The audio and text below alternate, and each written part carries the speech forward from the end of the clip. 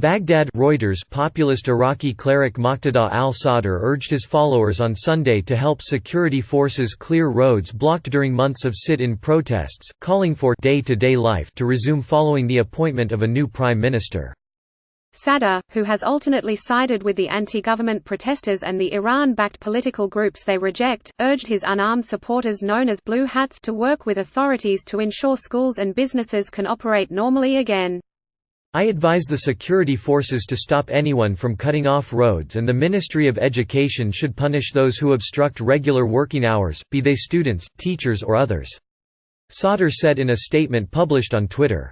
Some of his followers appeared to have helped already to clear out protest areas in Baghdad's Tahrir Square overnight, a Reuters reporter said. The Turkish restaurant, a tall building occupied by demonstrators since October, was mostly empty and the Blue Hats stood guard with walkie-talkies outside it. Anti-government protests continued nearby, with demonstrators directing their ire toward new Prime Minister Mohammad Tawfiq Alawi, who was named on Saturday as part of a deal between Sadr and rival Iran-backed political groups.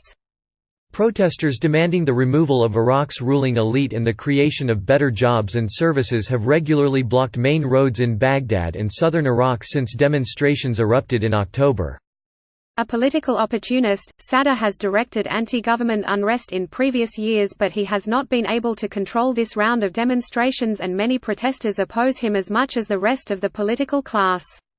Saturday's appointment of Alawi resulted from a deal following 2 months of wrangling between Sadr and pro-Iran parties, sources close to outgoing Premier Adil Abdul Mahdi said.